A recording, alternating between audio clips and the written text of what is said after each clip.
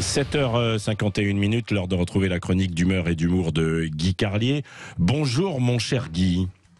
Mais bonjour Patrick, bonjour à tous, mais surtout bonjour à Laurie qui viendra dorénavant, je crois, chaque matin faire le lien entre le sérieux de l'actualité que vous incarnez, Patrick, et vous croyez Baliverne, et qui mieux que Laurie pouvait effectuer cette transition.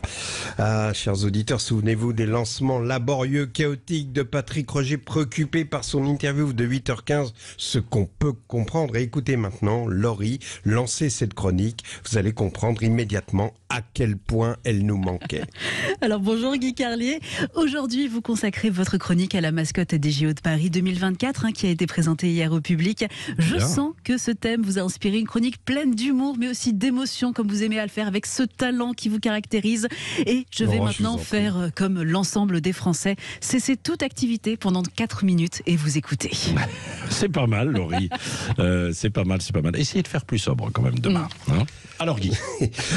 Oui, vous êtes gentil, Laure. Effectivement, hier a été dévoilée la mascotte des JO de Paris 2024 que Patrick Estanguet, le président du comité d'organisation, est venu présenter au JT de France 2. Un grand moment très solennel, un grand moment de télévision. On a fait entrer sur le plateau du JT de France 2 les mascottes olympiques. Oui, elles sont deux. Il y a la mascotte olympique et la mascotte paralympique, et la différence est importante, je vais vous l'expliquer.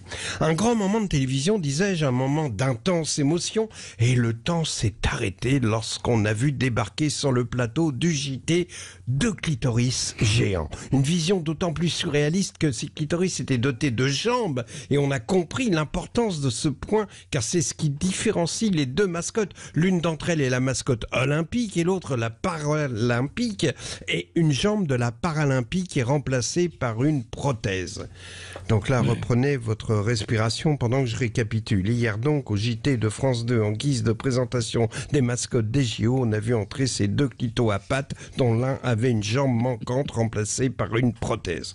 Mais attention, je vous sens prêt à vous moquer, n'ayons pas l'ironie facile. Il y a une vraie recherche artistique, une audace esthétique. Tony Estanguet nous l'a dit, il est payé pour ça, il est président du comité d'organisation olympique, il touche 300 000 € par an. Il nous a expliqué le plus sérieusement du monde que si on a mis des yeux à ces clitoris, c'est pour symboliser l'esprit français malicieux, expressif, et aussi pour qu'il dessine une cocarde afin qu'on reconnaisse qu'il s'agit de bonnets phrygiens. Il s'agit donc de bonnets phrygiens. Ça, c'est sûr que le monde entier va comprendre de quoi il s'agit. À ce stade, je crois que le mieux, c'est que je vous lise le communiqué officiel de présentation de ces mascottes. Oui. Nous vous présentons la Fryge, donc olympique, et la Fryge paralympique, sportive, fêtarde et française. C'est un temps fort de la vie du comité, a affirmé donc Tony Estanguet. Alors d'habitude, on choisissait un animal, vous vous souvenez du panda au dernier JO d'hiver de Pékin, ou alors il y avait une recherche vraiment esthétique. On se souvient des Anglais, des JO de Londres, avec une recherche où il y avait l'industrie anglaise, la musique, la culture, etc. Mais là, non. Là, on a voulu incarner l'esprit français, l'esprit révolutionnaire, avec ce bonnet phrygien. Enfin, tout n'est pas ridicule et pathétique dans cette affaire de mascotte, car c'est destiné aux enfants, faut pas l'oublier, on voit ça avec nos yeux d'adultes, mais c'est une affaire d'enfants, c'est destiné aux enfants, et d'ailleurs c'est fait par des enfants chinois de 11 ans. Ouais, non. On n'a pas voulu un animal, on a voulu un idéal, a dit Estanguet. Là, on le sent bien, l'idéal.